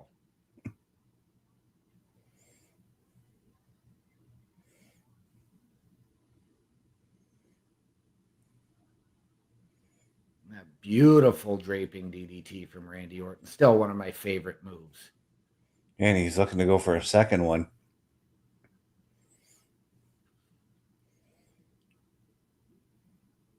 Now, see, I know, Sami, you were going for your Blue Thunder Bomb as you just executed, but you should have helped. You should have helped Randy with that, and then maybe like high five Orton, and then tease and hit that Blue Thunder on him.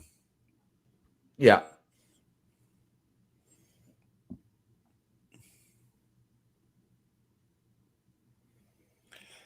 But at the same time, I also see why Sami did that, because Orton would have tried the same thing with an RKO. Yep.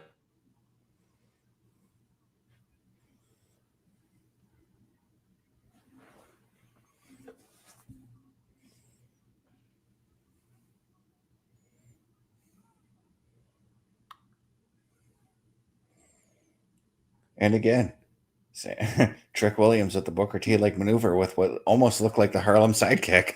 Right?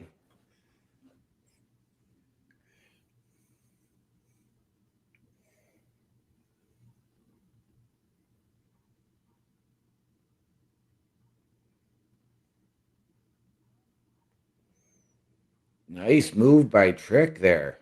Yeah, Uranagi right onto the top of that barricade.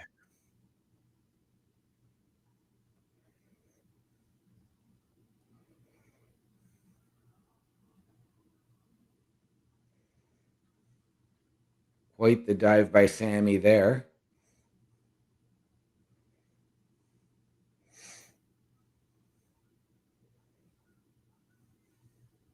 Now, keep in mind, this is a fatal four-way. There is no disqualification, no count out in this matchup. There must be a winner. Yes, and Sami counters Randy Orton's backdrop onto the table and delivers one of his own.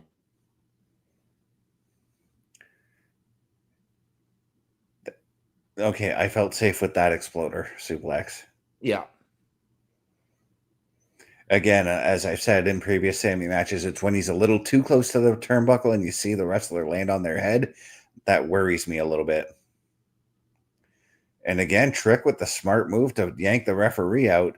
Yes. The referee should just not complain and let the match go, because Trick was just trying to save the win for himself. Exactly. But this referee is getting right into Trick's face right now.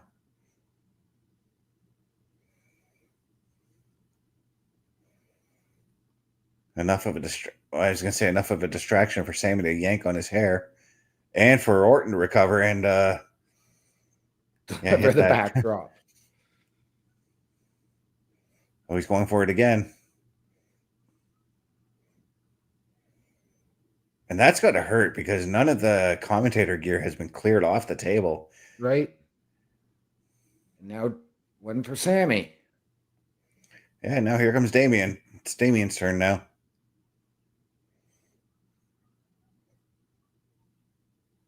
And the table has remained standing through all of it. I like how Orton fixed the table afterwards. Just like, yep, I damaged all your gear, but here, I'll fix this top part for you.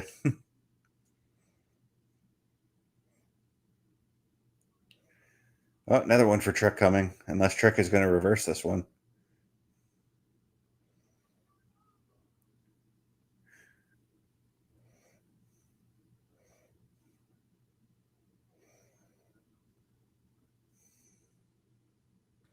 Thought Randy was going to go for a fourth one on Trick.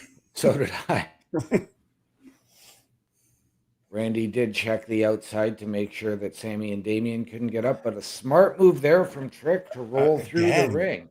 Yeah, Trick is just playing this match real smart right now.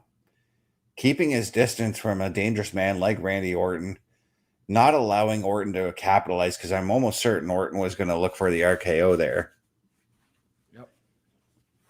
But Randy there missing that shoulder tackle into the corner. And that could play a factor in Orton trying to execute the RKO, because he does need those arms to execute it. Yes, he does.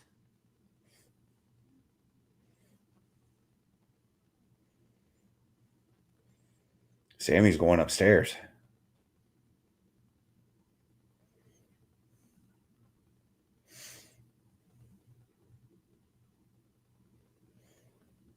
was going to say, it's not often Sami goes upstairs, and another attempt at that RKO. Yes, that Sami was able to counter. He's got Randy lined up.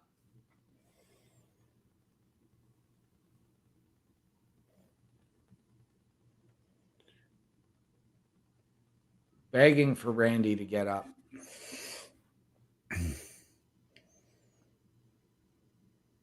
Damian, it's been a while since we saw it. Oh, there it is. I knew the RKO was coming. Smooth move by, again, smart move by Trick. Jeez. And there's Damian to break up the pin. Wow, I thought Trick had it. I'm thoroughly impressed with what Trick is doing in this match. I will not lie there. Yeah. He's taking the ultimate opportunist role. The things that we would see Edge do in these kind of matches. Yep.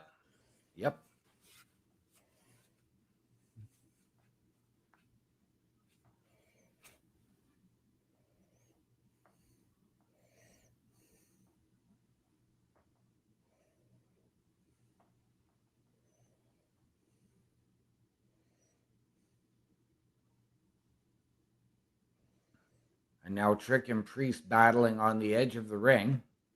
The hardest part of the ring, no less. Yeah, and that's not a lie, guys. I will tell you that right now. I'm sure OMD can attest to it as well. We've taken our fair share of bumps on that edge of the ring, and it's not fun. You're going to wake up the next morning not wanting to walk because of how bad your back or your head or something like that could hurt. And a double draping DDT from Randy Orton. It's been ages since we've seen something like that. Well, we could have seen something like that earlier if Sami Zayn would have helped Orton out. Or the voices taking him to that place. Yeah, man. If he is teasing the RKO, who does he go after? Because he's got... Oh, looks like he's going after Trick. I was going to say he's got a share of who he can take out.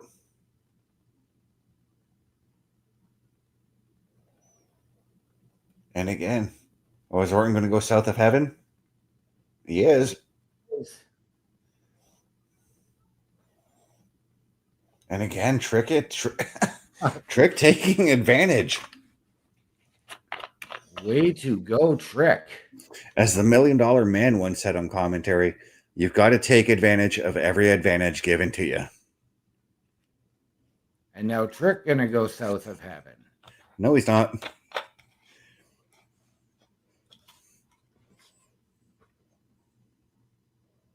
Oh, that was actually smart. He did see Sami in the corner and did attempt an attack, but Sami was smart on that. Caught him.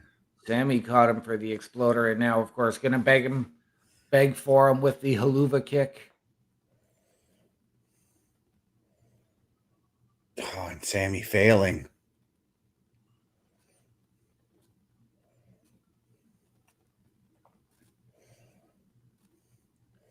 And now Trick is going upstairs.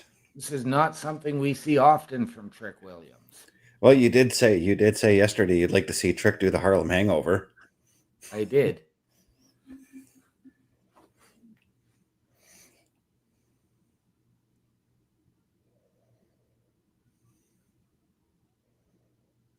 Why do I get the feeling we're going to get a Tower of Doom here? Because it's typical in these kind of matches. We got one yesterday.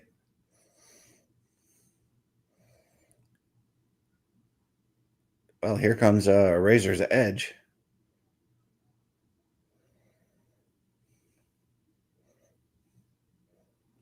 I really would have liked to have seen Damian hit that on Trick yesterday. Yeah. Because as I said, I've always been curious because Razor could never do the Razor's Edge on a guy like Diesel or The Undertaker. And that haluva kick to the back of the head on Damian. And a 3 count, Sami Zayn is your #1 contender. I thought that there was going to be more to the match there. I really did. I did too, but given the time on the clock, yes, Sami Zayn, the hometown hero tonight, is now headed to Riyadh with another country behind him to challenge Drew McIntyre. And Sammy's wife in the crowd that was Sammy's wife they were showing, and she's just elated with their kid there.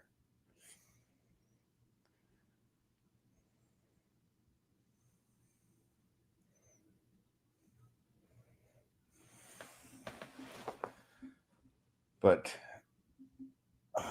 this was a great fatal 4-way match. It was. I won't lie, I do like multi-man matches, but there are some fatal 4-way matches that I'm like, I don't know if that was good, you know? You know what, though? I did find this match, great match. I will not call it a star maker for Trick, but he did what he needed to do. He wrestled it smart. He proved that he belongs amongst these men. Yeah. I did find this match to be a little bit of a cluster and a lot of repetitive moves from the same guys. Well, right now we've got Drew McIntyre out there, and he tried to attack Sami. Sami was one step ahead of him.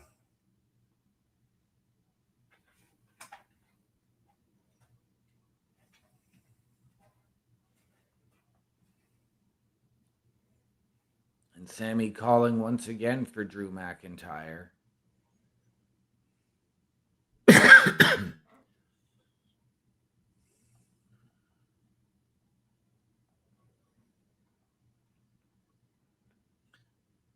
I can't wait for this match next week. I really can't. You and me both. Because if you look at it this way, I mean, look at how long you and I have been invested in Sami Zayn, El Generico, all of that. Yep. For the better part of 20 years, we've watched this guy come up from his time in ROH with his feuds with Kevin Steen, and even to a bigger degree in the backstage politics with Jim Cornette, to headlining one of the major pay-per-views that WWE has now. Yeah. I feel like I'm going to shed tears just knowing that he's made it to this point. Well, and correct me if I'm wrong, but the last time we saw Sami Zayn in a title match was Sami versus Roman at, I believe it was the Elimination Chamber in Montreal.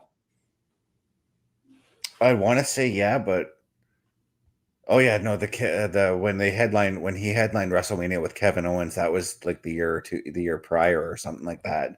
Yeah. Oh, little bit of an update from WWE's website, but January 24th, there's in a little bit, there's going to be a Lucha Libre AAA show if you guys want to check that out. We're not going to do a PLE Patrol for that one because no, we do have things to do tomorrow, even though we both have the day off. Actually, it's tonight. It's like right now. I'm probably going to watch it tomorrow when I'm working on some things for Turnbuckle affiliation program. Stay tuned for that one, guys. On that note, OMD, while we hand out our socials, let's talk about what we thought of the show tonight. This was a solid show. With the first two matches, we had that chaos and anarchy theme. Uh-huh.